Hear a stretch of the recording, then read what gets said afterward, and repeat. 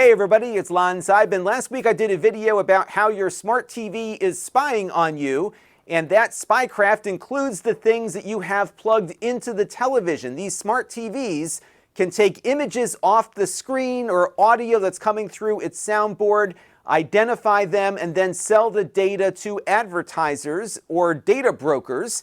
And we talked all about that in the last video, and it does it via a technology called ACR, or automatic content recognition. As you can imagine, I got a lot of comments on that video, and many people were wondering, is this even legal? And the answer is yes, because when you buy the television and plug it in, these manufacturers are doing some tricky things to get you to agree to all of these privacy policies to allow them to take whatever's on your screen and sell it all to marketers. We're going to dive into some of the things that they do right now.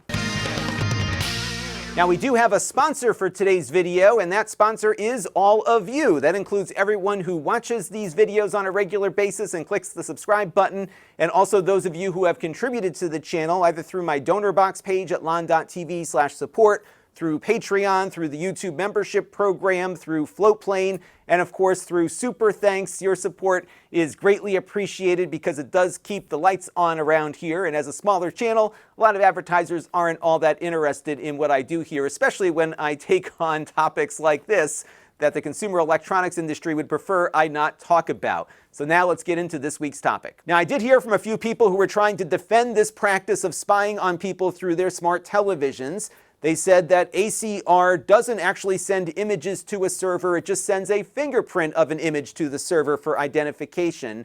But the way this works, and I described it in my last video, is that every image that's on the screen is sampled, a fingerprint of data is generated from that image sample, it is sent up to a server, the server matches that image sample to a database, and if it matches, that gets added to your advertising profile, and they sell that off to the data brokers who then target advertising to you. This is a very lucrative business, so much so that Roku, for example, makes almost all of their money from the sale of this data and other advertising services that they're offering. So just the other day, Roku released their third quarter profit results here, and their gross profit on their platform revenue was over $1 billion.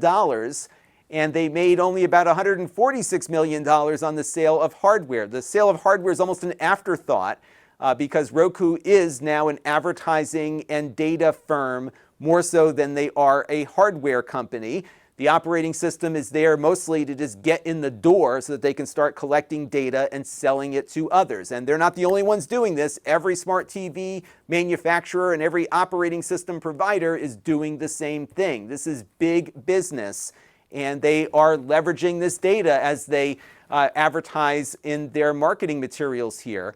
And one thing they say is that Roku TV viewers are opting in for this data collection. But is that really true? So why don't we look into what Roku is doing when you buy one of their TV sets. I reset my Roku smart TV from to the factory default setting, so I had to start over from scratch. And when I did that, it put a QR code on the screen. I scan that QR code with my phone. I log into my Roku account or create one if I don't have one yet.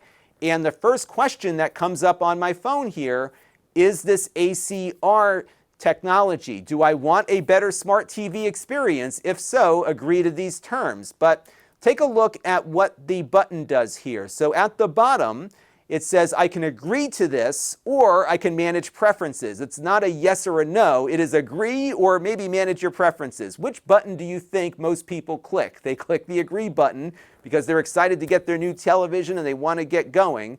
But there is no opt out right away. So what I did is I clicked on the manage preferences button.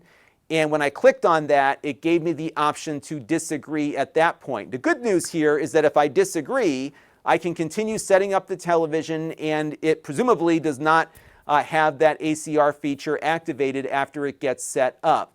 Now, this is in contrast to my LG television because the other day when it got a firmware update, it asked me to approve a new privacy policy, and when I declined to do so, it basically shut down all of the smart TV features. I couldn't even use any of the TV apps because I had to agree to this privacy policy first. The TV still worked with the things that were plugged into it, but all of the smart TV functions were shut down So at least Roku lets you keep using the smart TV apps on the TV, and they don't collect the ACR data. But again, I don't think many people are opting out of this. Now, if you go to set your TV up on its screen, as you can see here, you don't get a disagree button either. You have to go down to manage preferences, but of course the button there is right on agree, and most people just slide right through that. I also took a look at the privacy policy on my television here. If you print this out, it's like, I think, almost 100 pages of text. But you can see here, sped up, just how much text you have to read to get the full idea as to what Roku is going to do with your data. It took about 5 minutes to scroll from the top of this to the bottom without stopping. I just sped it up there for this example here. So there's a lot going on these televisions, and most of it involves collecting data about you. Now let's take a look at what Apple does with their opt-outs. So Apple got serious about these apps tracking their users, and so they implemented a new feature that notifies the user when an app wants to track what they're doing outside of the app. So you've probably seen this on your iPhone before if you have one, and you'll get this notice popping up that says, allow the app to track your activity across other companies' apps and websites. And you can click on Ask App Not to Track or Allow. The first option is no, the second option is yes. You will also get this on the Apple TV. Very similar interface here. They give you a little bit more information about what the app is looking to do. And when Apple first implemented this feature, guess what? 96% of US users, according to this Ars Technica report, were opting out of app tracking. And more recently, it looks as though the opt-in rates are still pretty low. There was an article here in a publication called Adjust, which is for the ad industry, and they're trying to be a little bit more positive about this. They said the ad rates are still climbing, but check this out. If we look at the data that was reported in this article, only about 30 or 35% of people using apps that track them allow the apps to track them outside of the app. So most people, a large majority of consumers, are opting out of data tracking like this because they have the option. Apple presents it in a very clear way for people to look at, and they're choosing not to have these apps track them. And that's why the wording of these things is so important. The best data I could find that's more recent comes from this site, Purchasely, and they reference a report where it's looking even worse for advertisers, where only about 15% of users are opting in. So I think the safe bet here is that it's between 15 and 30% that agree to get opted into these things, but most people don't when they're presented with the option to opt out. So I don't think it's fair to say that this is an opt-in. Yes, the user is agreeing, which legally probably protects them, but I think if it is a true opt-in, the user should be given a clear binary choice, yes or no, to these terms. And clearly on the Apple side, when they're given the choice, most users click no. The other thing I'm concerned about here is what happens when they decide that these fingerprints they're sending up to these servers is not enough, because we're now in the age of AI. We can do a lot more, and even very lightweight models can do some scary stuff. So for example, I'm running this local AI model on my iPhone here. This doesn't go out to the cloud or anything. I put in a photo of my daughter eating a snack, and I asked it to build a profile about my daughter here just based on the picture and what kind of advertisers might be compatible here. Again, this is all a local model that's small enough to run on a phone, and look what it's able to put together. This is too enticing for these manufacturers to pass up. So I think at some point, we're going to have some agreement that just starts taking the image itself and not some fingerprint of it to develop much finer tuned advertising recommendations. Just wait, and I think that's going to happen once one of these manufacturers decides to dip their toes in the AI waters. Now, by far, the most popular sentiment on that video that I posted last week was just don't connect your TV to the internet and everything will be fine. And I agree, that is the easiest way out of all this spying. Just pull the cord, turn off the Wi-Fi, plug in your Apple TV or your computer or whatever, and you will have privacy. But that's not what most consumers are doing. So I think most people who watched and commented on my video last week were people like us who find ways to get around these privacy issues. But for most consumers, they're going out to their local Best Buy, as I did a few weeks ago, to shop for some ATSC 3 stuff on a little research project. And when I was at that Best Buy, I was talking to the salesperson. I first asked him about next-gen TV and what people are asking for. And he goes, look, when people come in to buy a television, the primary concern they have is whether or not it runs the apps that they use most frequently. They're buying these televisions because they can support Netflix or Pluto or whatever TV streaming service they're looking for.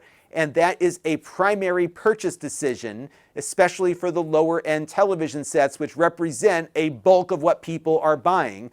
So when you walk into Walmart and buy this TV for $228, part of the appeal beyond its price is that it has all of your apps on it, and all the things that you want to watch are going to be on that TV set, and people are plugging them into the internet for that reason, and it will scoop up all the other stuff that's coming off their game consoles and DVD players and everything else. So this is a problem that I think most consumers need to have more awareness about. And if we're going to pass any kind of regulation, maybe when there's an opt-in question, the user is given the choice of yes or no, as opposed to just yes and then some weird language at the bottom that they have to dig through to get to the no. And of course, with Apple's examples here, we see that most people are opting out when given the choice. For further reading, I would suggest you head over to my friend Veronica's channel at Veronica Explains. She just did a great piece about how she's cutting all this stuff out of her life and going back to streaming her own things. And she's got some great tips that cover TV shows, movies, and music, and everything else you can think of. She's got some great ideas, and she runs almost entirely an open source Linux lifestyle. So she's got everything running with open source software, and it's a great watch, so definitely check out Veronica's channel. So that is it for this follow-up. I was really surprised to see how many people were shocked to learn about this technology, but it's been in there. We've all agreed to it when we put our televisions on the internet, whether we knew it or not, and it's something that unfortunately is legal even in the states that are more heavily regulating user privacy. So again, disconnect that TV from the internet, think about the things that you're doing, and let me know what your thoughts are down in the comments section. I'm sure we'll get a lot more this time. That'll do it for this one. Until next time, this is Lon.TV. Thanks for watching.